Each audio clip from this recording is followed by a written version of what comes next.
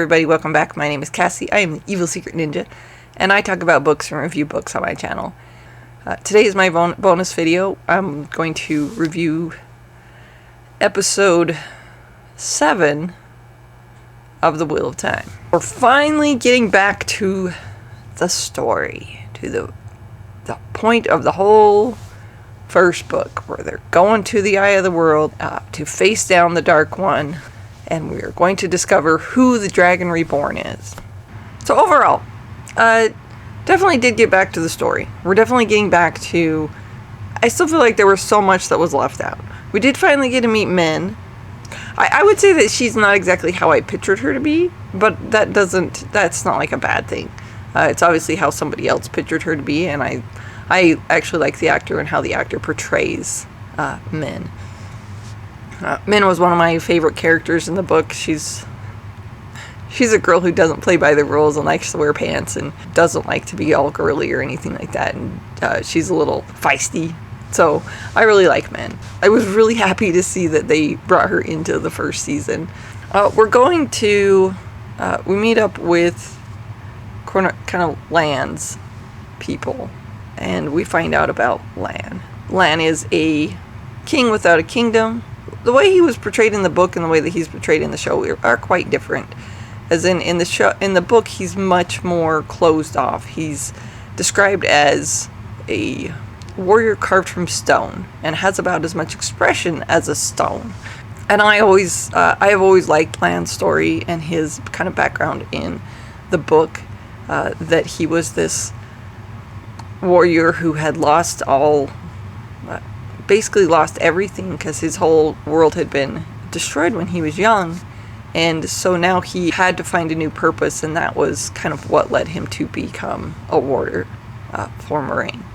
So in the opening scene, we kind of find out a little bit. Well, I guess it doesn't really make a whole lot of sense. Like, if you've read the book, you know.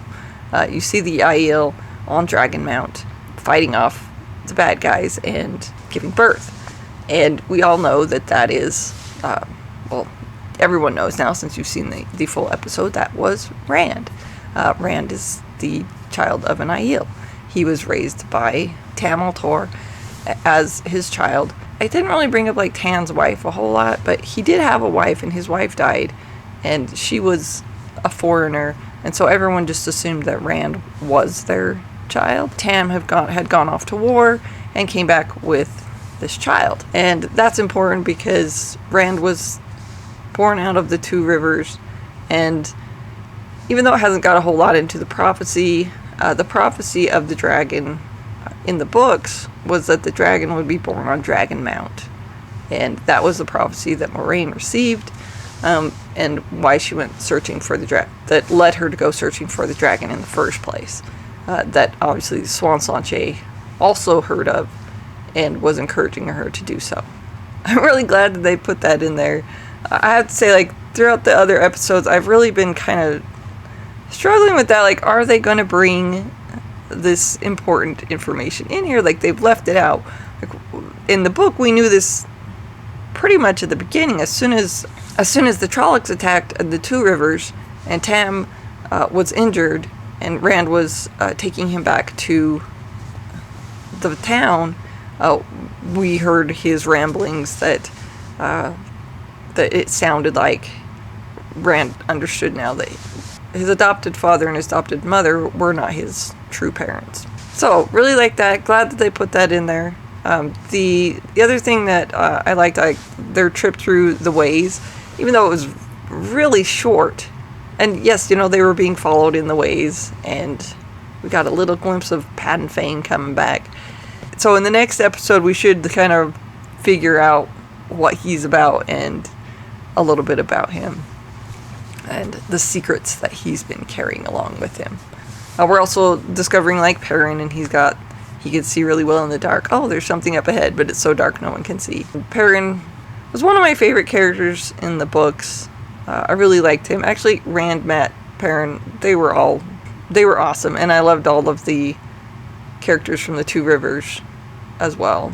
So it's really fun to see, like, all these characters on the screen, and the actors, I think, have done a phenomenal job projecting the those characters.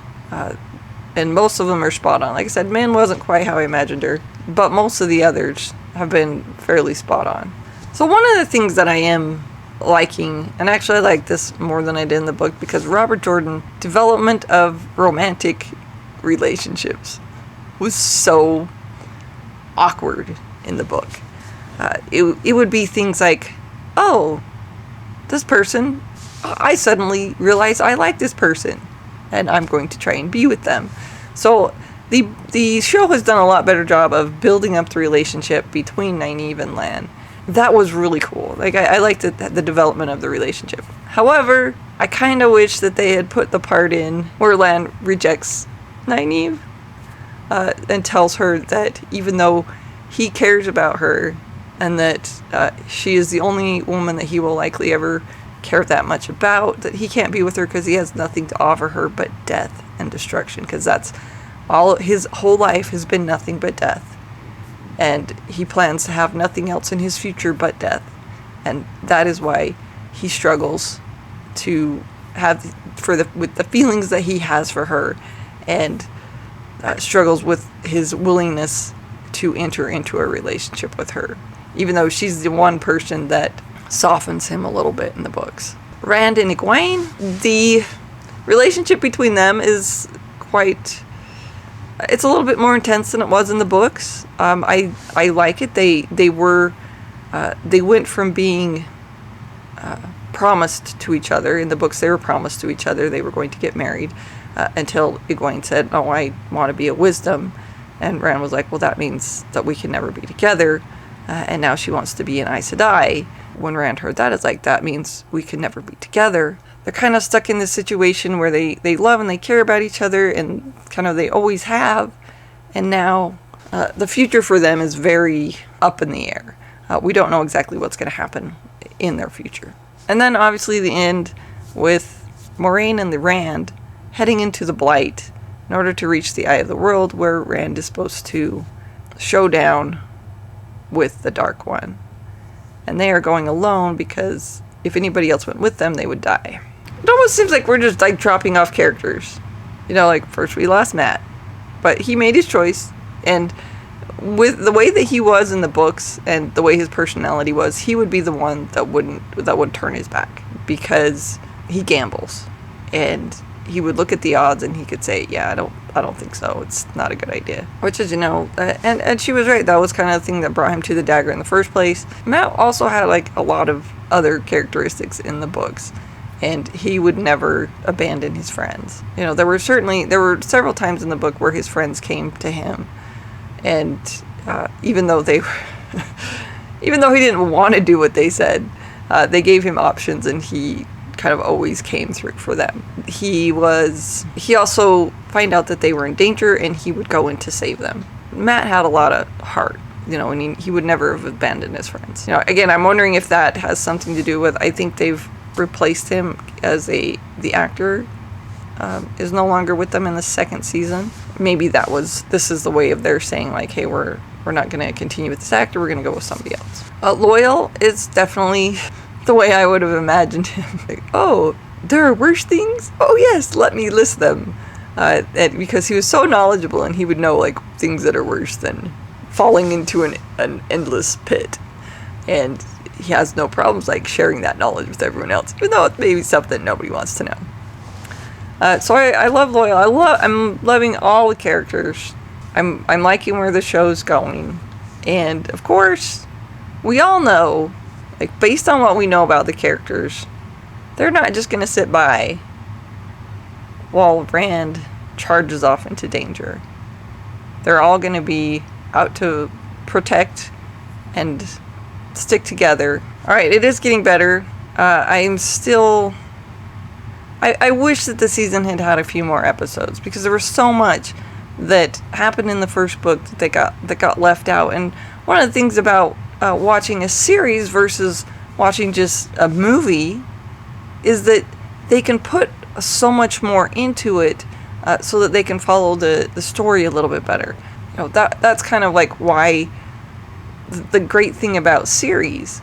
Granted, to put everything in there, you'd probably need like 30 episodes, which is probably more than Amazon would want to invest in one show. But they could have had a little bit more. They could have had a little bit more. The people who are watching this show, a lot of us, are like big fans of the book. And there are things that it happened in the book that we're like, we really want to see how they portray it on screen. And I get that Wheel of Time is really hard to adapt. Robert Jordan is kind of masterful at being inside someone's head and being inside his character's heads so that we know like what that character is feeling and thinking at every given moment. And the actors have to act out these the way that he has portrayed them. So I get that. But obviously there are things that I'm missing that I liked about the first book, when Rand falls over the wall and meets up with the princess for the first time. The parts with Tom Marilyn, who had a much bigger part in the book. Even like running into Pat and Fane again, the whole story with Matt and the dagger that just kind of, I felt got wrapped up a little bit too smoothly. Much easier and much smoother than it did in the book. But overall, I'm enjoying it. My family is enjoying it, I think, a little bit more than me. There are times like, oh no! I was actually kind of looking forward to how Lan rejected Nynaeve, because that was her, like, their, as much as Robert Jordan struggles with romantic relationships, like, their struggle to get over his unwillingness to love could have been a little bit better portrayed. But then again, they think they're all headed to their deaths. What are you gonna do? You're all gonna die, except the Dragon Reborn. So you may as well develop a relationship with someone. Alright, so that's kind of my overview. Overall, I'm still liking the series. I'm gonna watch the last one. I've also watched all of the animated shorts that there are so far, and maybe I'll do a video on those and what I thought of those. Because I think those, like, the content of those was, like, really cool. Brought in a lot of the things that I had missed from the show, with the adaptation of the show versus the book. So that was great, and I'll probably do something with that. And if you liked the video, please like and subscribe. Thank you all for watching, and have a nice day.